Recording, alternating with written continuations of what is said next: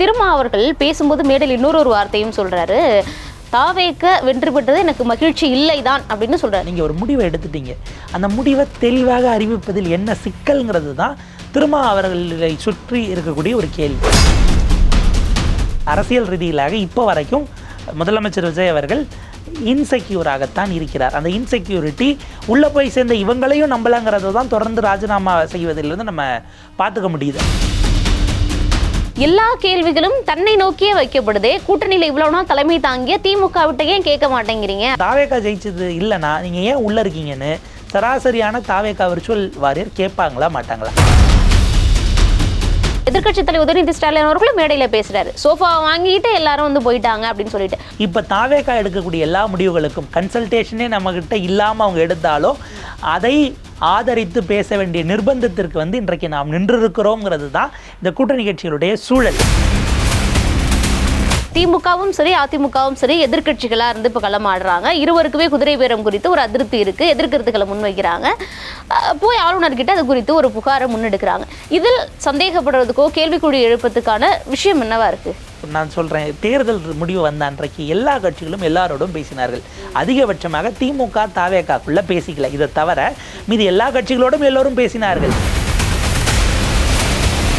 இப்போ வேற காமராஜ் அவர்களை கொண்டு போய் காரில் வச்சு ஒரு கையெழுத்து வாங்கினாங்களே, என்ன நீங்கள் விஜய் மக்கள் இயக்கத்தில் சேர்ந்து 3 மாதத்துக்கு ஒரு வாட்டி பிளட் டொனேஷன் பண்ணுங்கன்னு அவர்கிட்ட எழுதும் ஒப்பந்தத்தில் எழுதி வாங்கினாங்களா? என்னது அது? அந்த வீடியோவை ரிலீஸ் பண்ணது யாருன்னா எடுத்தவங்களே. நீங்கள் தான் சொன்னீங்க, நாங்கள் குறுக்கிட்டு கேள்வி கேட்டதுனால தான் 4 ராஜினாமாவோட நின்றுச்சு, இல்லைன்னா 25 ஆயிருக்கும்னு. இன்றைக்கி அது 6 இருக்குது, நாளைக்கு அது 7ஆகவோ 8ஆகவோ போகாதுன்னு இப்போ நீங்கள் உறுதி கொடுக்க முடியுமா? இவங்கெல்லாம் என்ன கிளைம் பண்ணுறாங்க, என்ன இருந்தாலும் அவர் பாமக பாஜக இருந்த அந்த அதிமுக கூட்டணியில் கேட்காம மதச்சார்பற்ற சக்திகளை தானே நாடி வந்தார்னு. அங்கே கேட்டு அதை செட் ஆகலை. பாஜக உள்ளே இருக்கும்போது அந்த ஒரே ஒரு எம்எல்ஏ ஜெயிச்சு உள்ளே இருக்கும்போது அதிமுகவோடும் தாவேக்கா பேச்சுவார்த்தை நடத்தியது. இதை சொன்னது லீமாரோஸ் அவர்கள்.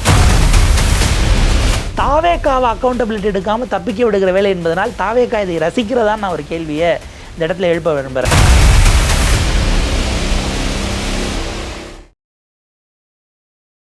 ஒன் இண்டியா தமிழ் நேயர்களுக்கு வணக்கம். என்னிடம் நிகழ்ச்சியில் நம்முடன் இணைந்திருப்பவர் ஊடகவியலாளர் திரு புன்னை உழவன் அவர்கள். சார்கிட்ட கேட்க நிறைய கேள்விகளும் சந்தேகங்களும் இருக்கு, பேசுவோம். வணக்கம். வணக்கம். திருமாவளவன் அவர்கள் தொடர்ந்து பல கேள்விகள் அவர் பக்கம் இந்த 26 அமைச்சரவை அமைந்ததற்கு பிறகாக வைக்கப்பட்டுக்கிட்டே இருந்தது. அதில் முதன்மையான ஒரு கேள்வி, கூட்டணி எங்கே இருக்கீங்க, திமுக பக்கம் இருக்கீங்களா இல்லையா அப்படிங்கிறதுக்கு. நேற்று விசிக்கு விருது வழங்கும் விழாவில் நான் என் வாயால் திமுக கூட்டணியில் இருந்து விலகுகிறேன்னு சொல்லலை, தாவேக்க கூட்டணியில் சேரப்போகிறோம்னு சொல்ல, ஆனால் திமுக தலைவர் அண்ணன் ஸ்டாலின் அவர்களே சொல்லிட்டாரு அப்படின்னு சொல்கிறாரு. இதை எப்படி பார்க்குறீங்க? இதில் அடிப்படையில் ஃபேக்சுவலி அவர் சொன்னது, அவர் எந்த கூட்டணியும் எந்த கட்சியும் தங்களுடைய எதிர்காலத்தை முடிவு செய்து என்ன முடிவும் எடுக்கலாம், அவங்களுக்கு எது சரிங்கிறத அவங்க எடுக்கிறாங்க. அவங்க ஒரு தனிப்பட்ட அமைப்பாக நடத்துகிறவர்களுக்கு அந்த உரிமை இருக்குது. ஏன் நீங்கள் அங்கே போனீங்கன்னு நம்ம கேட்க முடியாது. இவ்வளோ நாள் கூட ட்ராவல் பண்ணமே, எலெக்ஷனுக்கு ஒன்றா நின்றுட்டு தோற்ற பிறகு விட்டுட்டு போயிட்டீங்களேன்னு டிஎம்கே கேட்டால் அதில் சப்ஸ்டன்ஸ் இருக்குன்னு நம்ம எடுத்துக்கலாம். திரும்ப அவர்கள் சொல்லக்கூடியது, அவர் எப்போது என் கட்சியிலிருந்து துணை பொதுச் செயலாளரை அவரே அவர் தலைமையில் இணைத்தாரோ அப்பொழுது கூட்டணி முறிந்ததாக அறிவிக்கிறேன் அப்படின்னார். அதற்கு முன்பாக ஏறத்தாழ ஒரு 10-12 நாட்களுக்கு முன்பாக நீங்கள் அமைச்சரவையிலே பங்கு வகிச்சிட்டீங்க. அடுத்தது 2031 தேர்தலுக்கு திமுக தீய சக்தின்னு சொல்லாமலா தாவேக்கா தேர்தலுக்கு போக போகிறது? இந்த 5 ஆண்டுகள் திமுக எதிர்ப்பு அரசியலை தான் அவங்க ஆளுங்கட்சியாக இருந்தும் செய்ய போகிறாங்க. அப்போ நீங்கள் எப்போது அவங்களோட அணி சேர்ந்துட்டீங்களோ இங்கே இருந்த அந்த நட்பு என்பது அல்லது முறிந்ததாகத்தான் அவங்க பொருள் கொள்கிறாங்க. ரிவர்ஸில் யோசித்தோம்னா, கடந்த காலத்தில் பனையூர் பாபு அவர்கள் தேர்தலுக்கு முன்பாகவே திமுகவுக்கு போவதற்கு அவர் தயாராகத்தான் இருந்தார். அந்த நெருடல் வேண்டாம் அப்படிங்கிறதுக்காக எம்எல்ஏ சீட் கொடுக்கலன்னதும் ஹோல்டு பண்ணாங்க. வைகோ அவர்களுக்காக உங்களுக்கு நாஞ்சில் சம்பத் அவர்களுக்கும் உள்ளே போவதற்கான வாய்ப்பு அல்லது அவரை தொடர்ந்து நிகழ்ச்சிகளில் எங்கேஜ் பண்ணவே யோசிச்சாங்க. அவர் வெளிப்படையாக பேட்டிகளில் கொடுக்கும் பொழுது கடுமையாக விமர்சிக்கிறாரு, அது ஒரு நெருடலை ஏற்படுத்தும், ஒரு கூட்டணி கட்சி தலைவருக்கு ஒரு சங்கடம் வேண்டாம் என்பதற்காக அவரில் தொடங்கி மல்லை சத்யா அவர்களுடைய திராவிட வெற்றி கழகத்தை உள்ள அகாமடேட் பண்ணிக்காத வரைக்கும் எடுத்த முடிவுகள் ஓரளவுக்கு அதாவது இந்த கூட்டணிக்குள்ள ஒரு குழப்பத்தை நம்ம கொண்டு வந்ததாக இருக்கக்கூடாதுங்கிறதுக்காக திரும்ப அவர்கள் எப்போது அந்த கூட்டணிக்கு போனாரோ அதற்கு பிறகு இங்கே தொடர முடியாது என்பது அது உறுதி செய்யப்பட்டது தான். அந்த ரைட்டிங் இஸ் ஆன் த வால்ங்கிற மாதிரி அது பொறிக்கப்பட்ட எழுத்துக்களாக நீங்கள் அறிவிக்கணும்னு அவசியம் இல்லை. ஆப்வியஸாக அதற்கு பிறகு ஏறத்தாழ உங்களுக்கு 10 நாட்களுக்கு பிறகு தான் பனையூர் பாபு கட்சியில் சேர்றாருன்னா இந்த இடம்ங்கிறது திருமாவர்கள் சொன்னது, அவர் இன்னமும் அந்த ஸ்டாண்டில் தான் இருக்கார். இப்போ தாவேகா கூட்டணி என்று அமைந்தால் நாங்கள் இருப்போம்ங்கிறாரு. இப்போ தாவேகா கூட்டணி அமைக்கலை, அப்போ இந்த தோழமை கட்சிகள் கூட்டணி ஏன் இவ்வளவு, அதாவது நீங்கள் ஒரு முடிவை எடுத்துட்டீங்க, அந்த முடிவை தெளிவாக அறிவிப்பதில் என்ன சிக்கல்ங்கிறது தான் திருமா அவர்களை சுற்றி இருக்கக்கூடிய ஒரு கேள்வி. அவர் அதற்கு திரும்ப திரும்ப சொல்லக்கூடிய பதில்கள் அதை இன்னும் காம்ப்ளிகேட் ஆகுதுன்னு இப்போ நான் பார்க்குறேன். இப்போ நேற்றைக்கு குதிரை பேரம் இருக்கா இல்லையாங்கிறதுல அவருடைய ஸ்டாண்ட்ஸ் எப்படியெல்லாம் மாறி வந்திருக்கு. இது ஆரோக்கியமானது அல்லங்கிறாரு. அதற்கு பிறகு உட்கட்சி பிரச்சனைங்கிறாரு. மூன்றாவது எடப்பாடி பழனிசாமி அவர்கள் தான் தரப்புல விளக்கம் கொடுக்கணுங்கிறாரு. ஒரு கேள்வி, இது ஏதோ ஒரு டோனில் தாவேகாவினுடைய ஒரு ஆட்ரிபியூட், அவர்களுடைய ஒரு குணநலனுடைய ஒரு ஷேடாக எனக்கு தோணுது. உதாரணத்துக்கு நீங்கள் கரூர் சம்பந்தமாக அன்றைக்கு ஏன் அங்கே இல்லை அன்றைக்கு விஜய் அவர்கள் தார்மீக பொறுப்பேற்க வேண்டாமான்னு கேட்டால், பாதிக்கப்பட்ட 41 குடும்பத்திலேருந்து ஒருத்தவங்க கூட கேட்கல. அவங்களுக்கு இல்லாத அக்கறை இல்லாத, அவங்களுக்கு இல்லாத கன்சர்ன் உங்களுக்கு என்னன்னு நம்மளை கேட்பாங்க.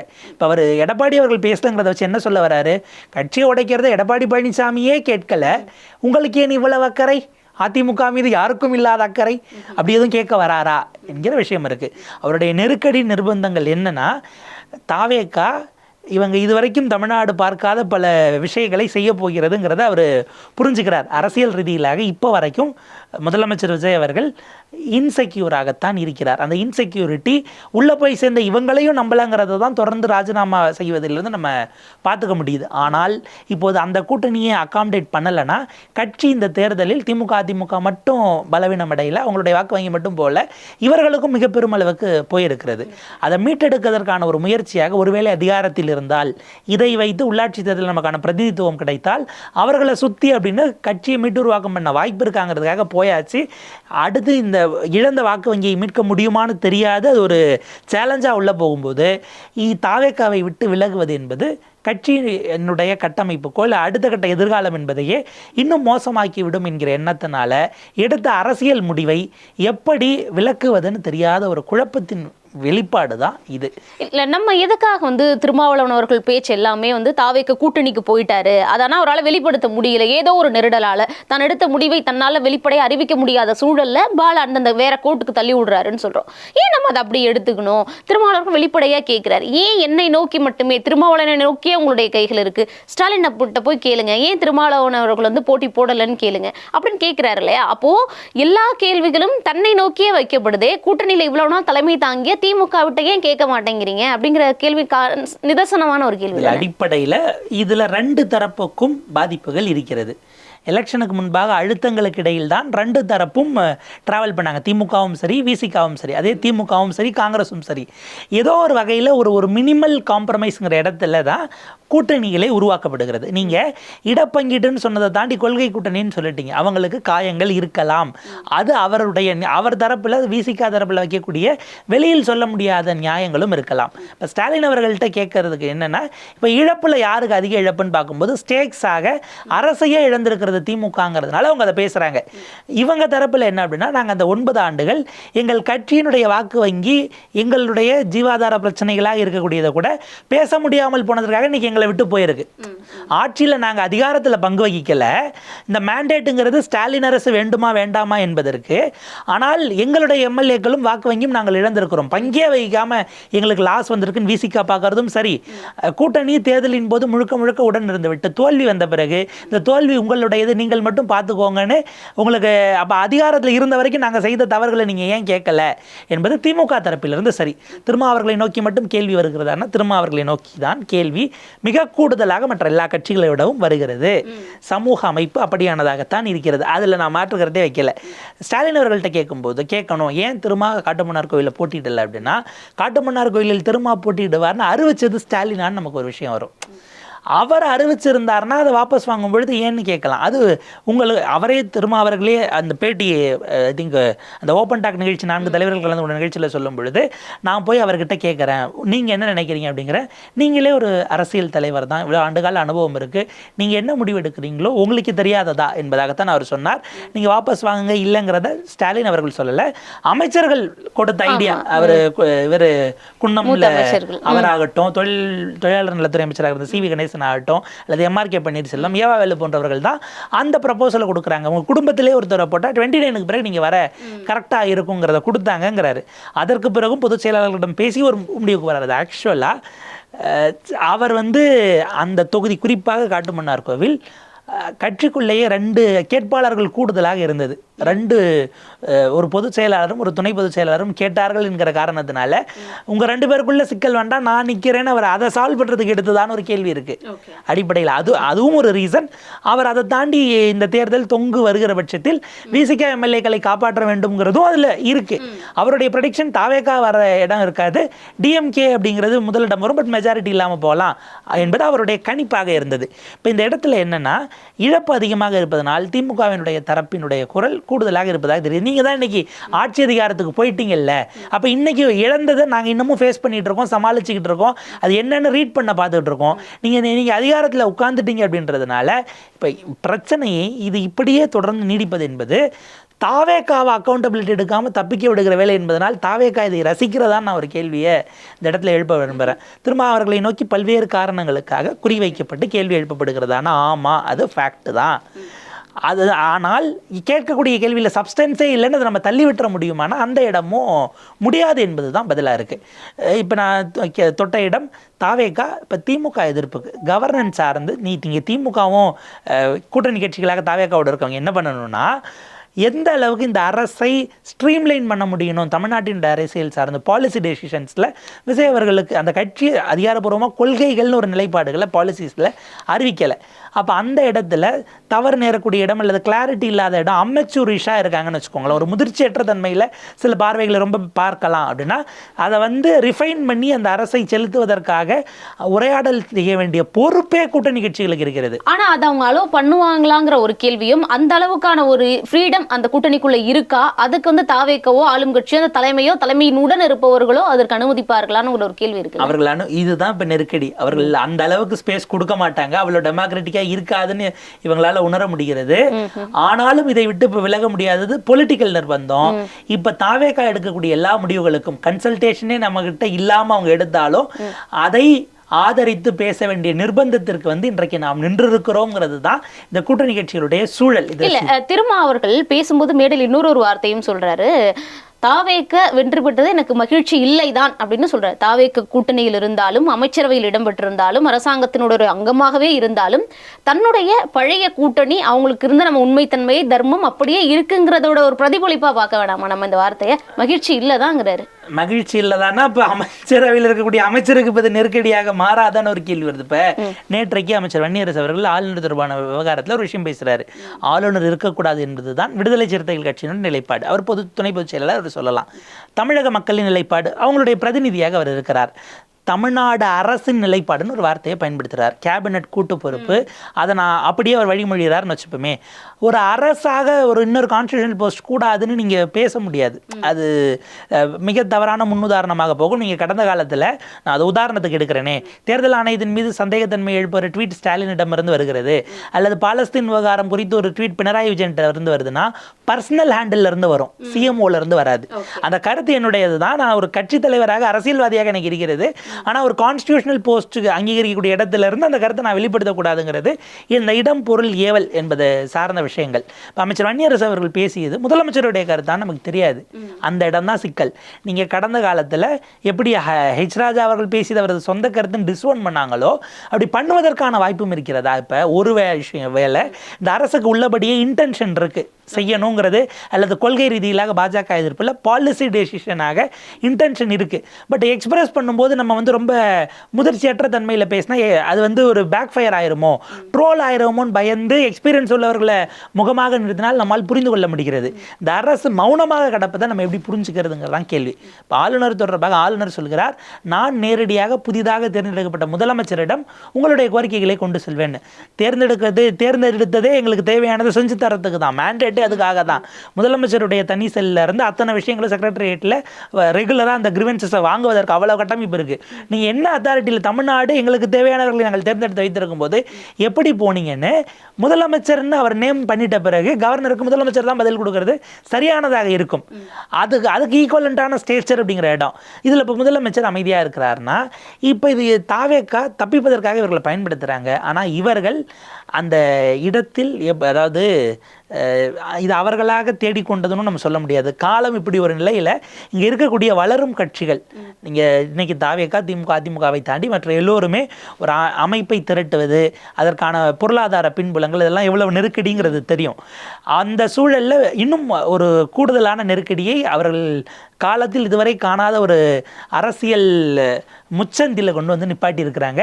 இங்கிருந்து எந்த பக்க பயணம் என்பது இனிமேல் ஒவ்வொரு ஸ்டெப்புமே அவர்களுக்கு ரொம்ப நெருக்கடியா நிறைந்ததாக, சவால் நிறைந்ததாக மிக நிச்சயமா இருக்கும். இப்போ தாவேகா ஜெயிச்சது இல்லைன்னா நீங்க ஏன் உள்ள இருக்கீங்கன்னு சராசரியான தாவேகா விர்ச்சுவல் வாரியர் கேட்பாங்களா மாட்டாங்களா?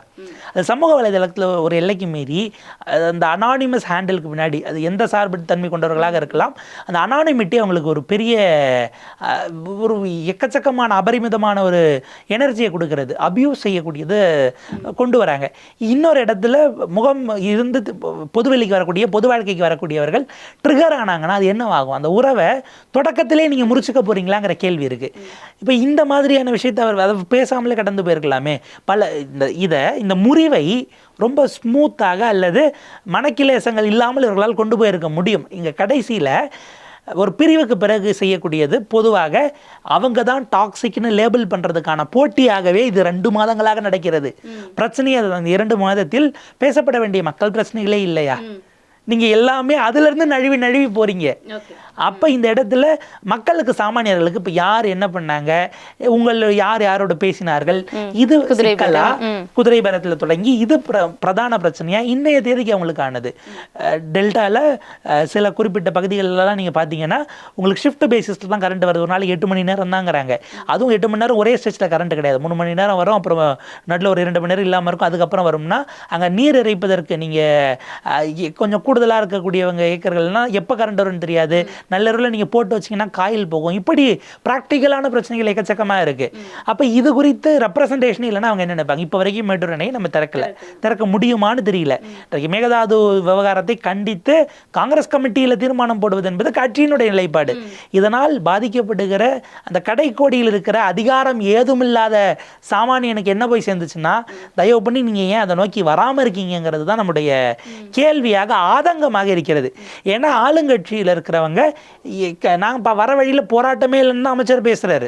நீங்கள் அமைச்சர் வெங்கட்ராமன் அவர்கள், உணவு வழங்கல் துறை அமைச்சர், கூட்டுறவு மற்றும் உணவு வழங்கல் துறை நினைக்கிறேன், அவர் பேசும் பொழுது அது நீங்கள் என்னவா எடுப்பீங்க? அப்படி ஒரு டோன்ங்கிறது இருக்கு இல்லையா? அது இதை கேள்வி கேட்கக்கூடிய இடத்துல அல்லது பிரதிநிதித்துவப்பட இடத்துல நீங்கள் இது முன்னாடி இருந்திருக்கீங்க, இதை தோழமையாகவே நீங்கள் கொண்டு போய் சேர்க்க முடியுங்கிற பொறுப்பு உங்ககிட்ட இருக்குது. ஆக்சுவலாக அந்த இடத்துல ஓன் பண்ணணும். ஓன் பண்ணுறது தாண்டி அங்கே முரண் வந்தால் அவங்களையும் சமாளிக்க வேண்டிய கடப்பாடு உங்களுக்கு இருக்குது. இதுதான் நம்முடைய இந்த இடத்துல வைக்க வேண்டியது. இதை தயவு பண்ணி இதுக்கு ஒரு எண்டு கார்டை போட்டுருங்களேன். முடிச்சுட்டு வந்துட்டு யார் துரோகி என்பது இப்போது மக்களுக்கான பிரதான பிரச்சனையா, தலை போகக்கூடிய பிரச்சனையா அப்படிங்கிறது தான் நம்முடைய கேள்வியா இருக்கு. சண்முகம் அவருடைய கருத்துக்களும் தொடர்ந்து ஒரு சர்ச்சைக்குரிய விஷயமாவே கூட்டணி தரப்புல, முன்பு இருந்த கூட்டணி தரப்புல பார்க்கப்படுது.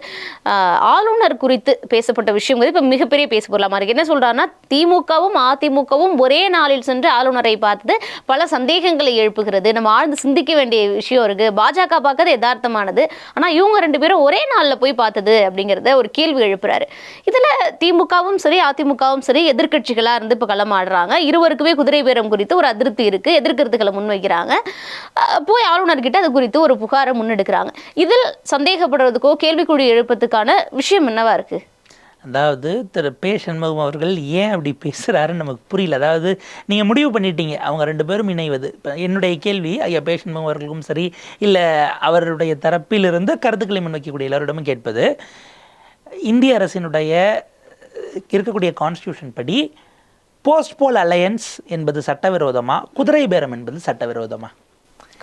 குதிரை பேரம் தான் சட்டவிரோதம். ஒரு தேர்தல் மேண்டேட் கிடைக்கிறது, கூட்டணி அமைச்சரவைக்கான மேண்டேட் கிடைக்கிறது, யாருக்கும் பெரும்பான்மை கிடைக்கல. ஏற்கனவே தமிழ்நாட்டிலிருந்து குடியரசுத் தலைவராக இருந்த திரு ஆர். வெங்கட்ராமன் அவர்கள் அதுக்கு ஒரு பாஸ்டுலேட்ஸ் வச்சிருக்காரு. யாரை கூப்பிடணும், என்ன ஹைராக்கியில் கூப்பிடணும், தனிப்பெரும் கட்சி தான் முதல்ல கூப்பிடணும், ஃப்ளோர் டெஸ்ட் அவங்க முடியலன்னா அடுத்து செகண்டு தேர்டுன்னு டிசெண்டிங் ஆர்டரில் போகணும்னு ஒரு பாஸ்டுலேட் இருக்குது. அதன் அடிப்படையில் தாவேக்காவை தான் முதல்ல கூப்பிடணும், ஆனால் தாவேக்காவை தான் முதல்ல கூப்பிடணும், அதுதான் கவர்னர் செய்யணும். அதை தவிர மீது எதுனாலும் அவர் செய்யக்கூடாதுங்கிறது நம்ம உறுதியாக இருக்கிறோம். அடுத்த கட்டத்தில் இருக்கு நான் சொல்கிறேன், தேர்தல் முடிவு வந்த அன்றைக்கு எல்லா கட்சிகளும் எல்லாரோடும் பேசினார்கள். அதிகபட்சமாக திமுக தாவேகாக்குள்ள பேசிக்கல. இதை தவிர மீது எல்லா கட்சிகளோடும் எல்லோரும் பேசினார்கள். இப்போ வேற காமராஜ் அவர்களை கொண்டு போய் காரில் வச்சு ஒரு கையெழுத்து வாங்கினாங்களே, என்ன நீங்கள் வந்து விஜய் மக்கள் இயக்கத்தில் சேர்ந்து 3 மாதத்துக்கு ஒரு வாட்டி பிளட் டொனேஷன் பண்ணுங்கன்னு அவர்கிட்ட எழுதும் ஒப்பந்தத்தில் எழுதி வாங்கினாங்களா? என்னது அது? அந்த வீடியோவை ரிலீஸ் பண்ணது யாருன்னா எடுத்தவங்களே. யாரை கூப்பிட்டுட்டு போய் வீடியோ எடுத்தாங்களோ அந்த தரப்பிலிருந்து அது ரிலீஸ் செய்யப்படுகிறது. இப்போ வரைக்கும் அம்மையார் பிரேமலதா அவர்கள் கேட்டாங்க, அந்த முக்காடு போட்டுக்கிட்டு பட்டினப்பாக்கம் வீட்டுக்கு போனது யாரு அப்படின்னு கேட்டதுக்கு இப்போ வரைக்கும் பதில் வரல. நீங்கள் தான் சொன்னீங்க, நாங்கள் குறுக்கிட்டு கேள்வி கேட்டதுனால தான் 4 ராஜினாமாவோட நின்றுச்சு, இல்லைன்னா 25 ஆயிருக்கும்னு. இன்னைக்கு அது 6 இருக்குது, நாளைக்கு அது 7ஆகவோ 8ஆகவோ போகாதுன்னு இப்போ நீங்கள் உறுதி கொடுக்க முடியுமா? இன்னைக்கு என்ன நினைக்கிறீங்க? திமுக அதிமுக ஒன்றா கவர்னரை பார்க்க போனாங்க. திமுக அதிமுக ஒரே நாளில் ஒன்றா அவங்கவுங்க ஆஃபீஸில் அண்ணா பிறந்த கொண்டாடுறாங்க. ஏன் வேற நாளில் கொண்டாடலன்னா இப்போ கூட்டணின்னு வந்துருமா? அதாவது நீங்கள் அவங்கள விமர்சிங்க, பிரச்சனை இல்லை. குதிரை பேரம் நடத்தியவர்களுக்கு அவங்கள கேள்வி எழுப்புறதுல நமக்கு சிக்கல் இருக்கு. ஆனால் பேச்சுவார்த்தை, நான் திரும்பவும் சொல்கிறேனே, பாஜக உள்ளே இருக்கும்போது அந்த ஒரே ஒரு எம்எல்ஏ ஜெயிச்சு உள்ளே இருக்கும்போது அதிமுகவோடும் தாவேகா பேச்சுவார்த்தை நடத்தியது. இதை சொன்னது லீமாரோஸ் அவர்கள்.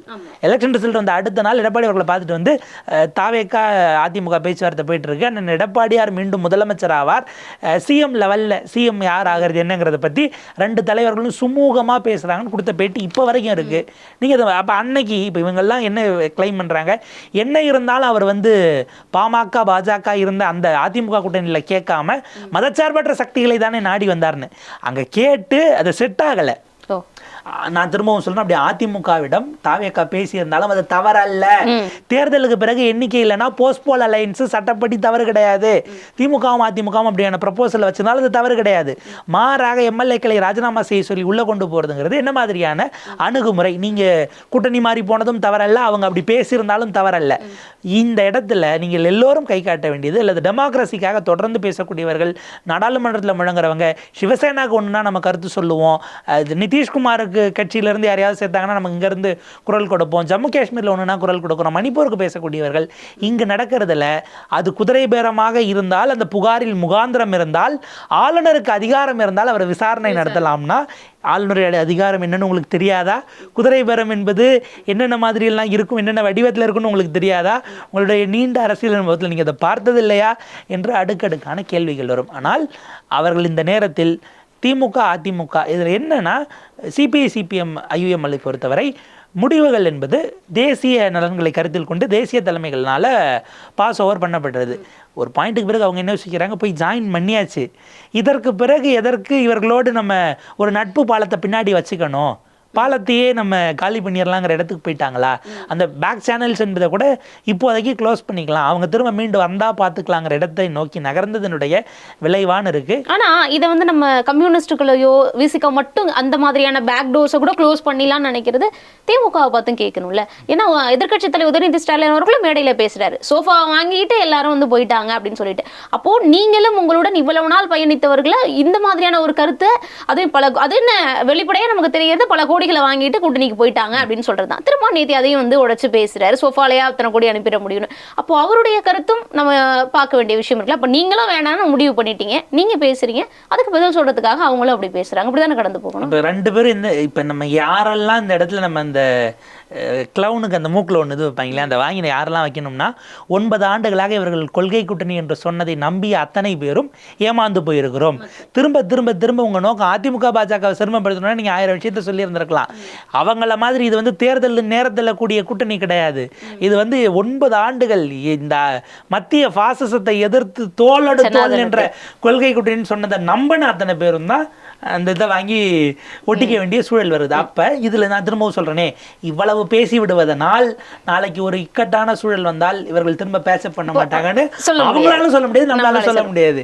அப்போ இந்த இடத்துல நம்ம நிப்பாட்டி தான் ஐயா உங்கள் அரசியல் ரைட்டு, ஏன்னா நீங்கள் பிரிஞ்சு போகும்போது அவங்க ரொம்ப நல்லா எங்களை கவனிச்சுக்கிட்டாங்க, அதனால வெளியில் போகிறோன்னு நம்ம சொல்ல முடியாது. சொன்னால் போகிறதுக்கு நியாயம் கற்பிக்க முடியாது. 2 விஷயம், நம்ம போகிறோம், அதற்கான நம் தரப்பு நியாயம், நம் தரப்பு நியாயங்கள் எடுத்து சொல்வதற்கு சிக்கலாக இருந்தால் யாரிடமிருந்து நம்ம அந்த உறவை முறித்துக் கொள்கிறோமோ அவர் தரப்பில் மிகப்பெரிய அளவுக்கான அநியாயங்களை, டாக்ஸிக்னஸை நம்ம பட்டியலிட்டோம்னா நாம் அந்த இடத்தில் பாதிக்கப்பட்டவராக தெரிவோம் என்பதற்காக இந்த அரசியல் முடிவுகளை நியாயப்படுத்த இப்போ திமுகவினுடைய நிலை இன்னைக்கு என்ன இருக்குன்னா, இப்படி செய்வது அப்படிங்கிறது அது திரும்ப அரசியலாக அது தொடரும். இவங்க எந்த இடத்துல நம்ம யாரை டார்கெட் பண்ணமோ அவங்கள விட்டுட்டு அவங்களுக்கு கூட இருக்கிறவங்களை அடிச்சுக்கிட்டு இருக்கோம், இது சரியான ஸ்ட்ராட்டஜி இல்லைன்னு புரியுறாங்களோ அது அந்த கட்சிக்கு நல்லது. மீட்டுருவகம் செய்து வருவதற்கு நீங்கள் ஆன் கவர்னன்ஸில் அவ்வளோ விஷயம் இருக்குது. நேற்றைக்கு தினமலரில் பேஜ் 1 போட்டிருந்த செய்தி, கோயம்புத்தூரில் 24 நீதிமன்றங்களில் வழக்கறிஞர்கள் இல்லை. ஏன்னா ஜிஓ வரல. ஜிஓ வந்தால் தான் நீதிபதி கேட்குறாரு, அப்பாயின்மெண்ட் போட்டுட்டாங்க, ஜிஓ ஜிஓ இல்லாமல் நீங்கள் எடுக்க முடியாதுன்னு. நீங்கள் எவ்வளவோ காரணங்களுக்காக நூற்றுக்கணக்கான ஆயிரக்கணக்கான பேர் ஜாமீனுக்கு வெயிட் பண்ணுவாங்க. ஏதாவது ஒரு இறப்பு நடந்திருந்திருக்கலாம், சுப நிகழ்ச்சியாக இருக்கலாம், மருத்துவ காரணங்களாக இருக்கலாம். அவங்கெல்லாம் நான் திரும்பவும் சொல்கிறது, அவங்க குற்றம் சாட்டப்பட்டவர்களாக இருந்தாலும் சரி, தண்டிக்கப்பட்டவர்களாகவே இருந்தாலும் அவர்களுக்கான உரிமைகள் என்பது இருக்கிறது.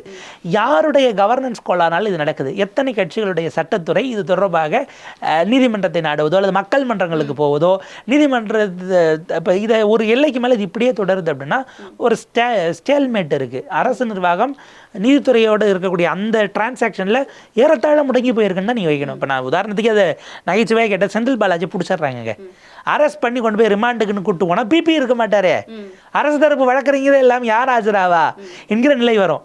அப்போ இந்த மாதிரியான சிக்கல்கள் எல்லாம் களைய வேண்டியது இந்த அரசு. அதாவது கவர்னன்ஸ் சார்ந்த விஷயங்களில் என்ன ஒரு விஷயம் இவங்க அச்சப்படுறது, அவங்க தப்பு பண்ணுறதுக்கு முன்னாடி ஆரம்பத்திலே சொன்னால் தப்பை திருத்திட்டாங்கன்னா அவங்க ஸ்கோர் பண்ணிடுவாங்கன்னு பயப்படுறாங்க. மக்களுக்கு அவங்க எதிராளி ஸ்கோர் பண்ணிடுவாங்க என்பதற்காக மக்களுக்காக நீங்கள் பேசாமலே இருக்கிறீர்கள் என்றால் அது அதை விட மிக மோசமான ஒரு விளைவுகளை கொடுக்கக்கூடியது, மிக தவறானது அப்படின்னு தான் நம்ம பார்க்கணும். இந்த யார் கூட்டணிக்குள் பெருமளவிற்கு முதுகில் குத்தியது யார், துரோகம் செய்தது யார், ஒடுக்கியது யார், அல்லது லாபங்களை பார்த்து யார் என்கிற விவாதத்தை தயவு செய்து இதோடு மக்களுக்காக அவங்களுடைய நலன் சார்ந்து முடிச்சு வச்சுக்கணும் அப்படிங்கிறது தான் நம்ம இந்த தலைவரிடம் வைக்க வேண்டி இருக்கிறது. ஆட்சிக்கு வந்தவங்க 60 நாள் அவங்கள நோக்கி எங்கே கேள்வி எழுதுகிற நிலைக்கு போயிடுச்சு. நீங்கள் எல்லாம் அதை தாண்டி இன்னும் ப்ராக்ரெசிவ் நான் இந்த இடத்துல மீன் பண்ணுறது, அரசினை இன்னும் பாலிசி டெசிஷனில் பல விஷயங்கள் இப்போ வரைக்கும் முடிவெடுக்காமல் இருக்கிறார்கள். அது சார்ந்த விஷயங்களில் கவனத்தை செலுத்துவது தான் எல்லோருக்கும் நல்லது. நிச்சயமா இவ்வளோ நேரம் ஒதுக்கிற கேள்விகளுக்கு மிக நேர்த்தியாக தெளிவான பதில்கள் கொடுத்ததுக்கு நன்றி. Subscribe to One India and never miss an update.